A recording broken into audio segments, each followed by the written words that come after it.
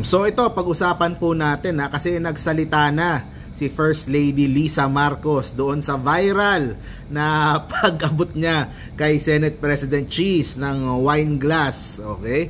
So ito po yung kanyang explanation. If truth be told, here's what happened.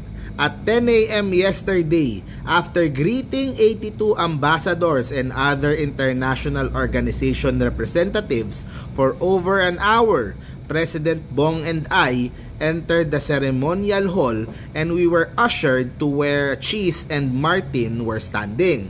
When Cheese saw me, he said, "Wow, believe din ako sa'yo, may energy ka pa after standing and smiling for over an hour. I'm sure you could use a drink."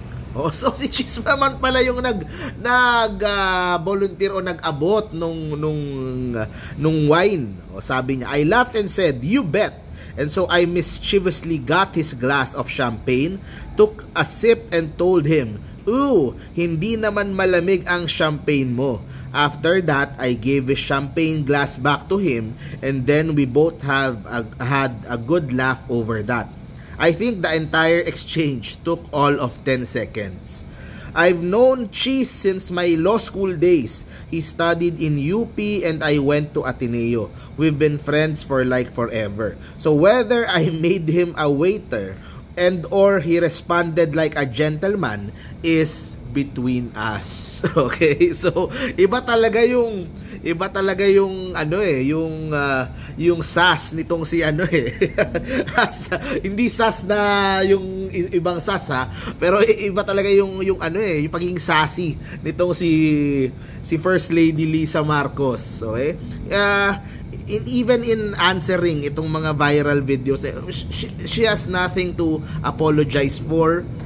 Yung video kasi madaling lagyan ng context yung isang bagay na hindi mo naman alam yung nangyari dahil wala ka naman doon. Hindi nga natin alam yung kanilang exchange na pag-uusap na ganyan, di ba? Na si Cheese pala ang unang nag-alok ng sabi niya, "I'm sure you could use a drink." Diba? So siya yung nag-alok nung drink niya.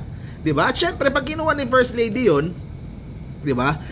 Tapos niloko niya pabalik, hindi naman malamig, kaya na-hand niya pabalik dito kay Cheese. Hindi waiter, iba kasi pinapalabas na.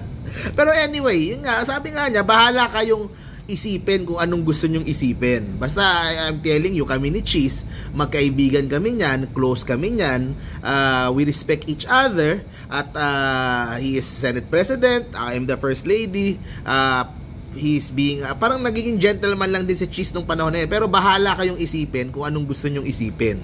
Okay? Kasi yung mga ibang nambabash, para lang masabi lang na kasi meron silang pinipaint na narrative dito kay First Lady na siya yung pinaka evil, siya yung pinaka parang pasimuno ng lahat ng kasamaan, lahat ng mga hindi maganda dyan na nangyayari sa Malacanang. Yun yung pinipinturan nila Pero sa totoo lang, diba, sa totoo lang, talagang itong si First Lady is talagang alpha female talaga. Talagang palaban talaga. He's protective of her husband. Pero at the same time, she knows how to have fun. Alam niya kung paano makipagsalamuha sa kanyang mga kaibigan. At sabi nga niya, kung kaibigan ka niya, diba, kumbaga, she knows how to enjoy yung mga little moments katulad nun. Kasi sa totoo lang, syempre hindi biro din yung ginagawa nila. Ang dami nilang minute, ang dami nilang so nakakapagod din talaga yun, diba? So a little light moment between two old friends ang nangyari. Sa akin lang, kasi kung makahinit sila, parang gusto nila palabas, bastos si Lisa, bastos yung kayang mga sinusuportahan nila, kamusta kaya yung ugali? Diba? Hindi ba yung mga sinusuportahan nila, yung mga talagang grabing magmura, grabing magbastos, grabing mamahiya, grabing, diba? Hindi ba ganon?